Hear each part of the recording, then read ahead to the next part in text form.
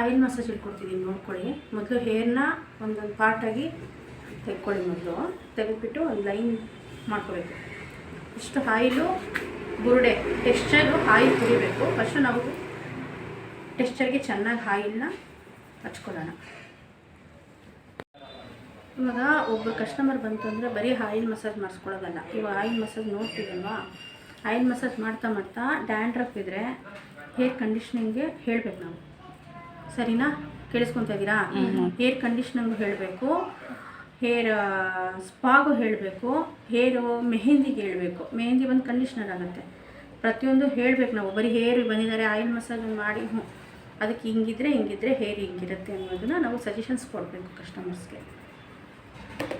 ಆ ಥರ ವಿ ಶೇಪಲ್ಲಿ ಬನ್ನಿ. ಬಿಕ್ಕಿಯಾಗಿ ಕೂತ್ಕೊಮ್ಮ, ಅಲ್ಲಾಡಂಗಿಲ್ಲ.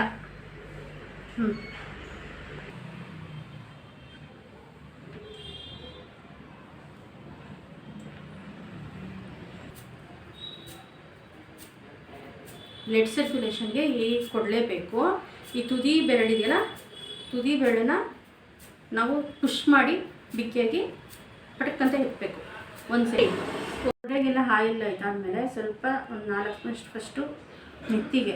ಮೇಯ್ನ್ ನಮಗೆ ನೆತ್ತಿನೇ ಮೇಯ್ನು. ಆಯಿಲ್ ಮಸಾಜಲ್ಲಿ ನೆತ್ತಿ ಮೇಯ್ನು.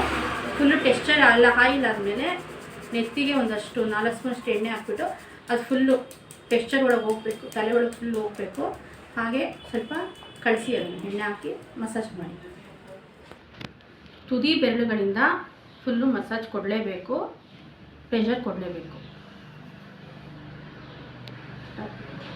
ಹಿಂದೆ ಒಂದು ಲಾಸ್ಟು ಕೊಡಲೇಬೇಕು ಪ್ರೆಷರ್ ಪಾಯಿಂಟ್ಸು. ಕತ್ತಿಂದೆ ಆಯಿತು, ಹಣೆ ಮೇಲೆ ಆಯಿತು, ಲಾಸ್ಟಲ್ಲಿ ಕಿವಿಗೂ ಕೊಡಲೇಬೇಕು. ಹಿಂಗೆ ಕಿವಿಗೆ ಒಂದು 2 ಟೈಮ್ಸ್ ಮಸಾಜ್ ಮಾಡಿಬಿಟ್ಟು ಲಾಸ್ಟ್ ಟೈಮ್ ಇದನ್ನು ಕೊಡಿ. ಕಲ್ತ್ರಿ ತಾನೆ? ಆಮೇಲೆ ನಮ್ಮ ಮೇಡಮು ಆಯಿಲ್ ಮಸಾಜ್ ಹೇಳ್ಕೊಟ್ಟಿಲ್ಲ ಅಂತ ಅನ್ನಂಗಿಲ್ಲ. ಹೇಳ್ಕೊಟ್ಟಿದ್ದೀನಿ, ಕಲ್ತ್ಕೊಂಡು ಇನ್ 2 ಡೇಸ್ ಅಷ್ಟರಲ್ಲಿ ನನಗೆ ಪ್ರಾಕ್ಟಿಕಲ್ ಆಗಿ ನಾನು ಮಾಡಿ ಅದು ಯಾರು ಕರೆಕ್ಟಾಗಿ ಮಾಡಲಿಲ್ಲ ಅಂದರೆ ಅವ್ರಿಗೆ ಒದೆ ಬೀಳ್ತಾವೆ. ಆಯಿತು.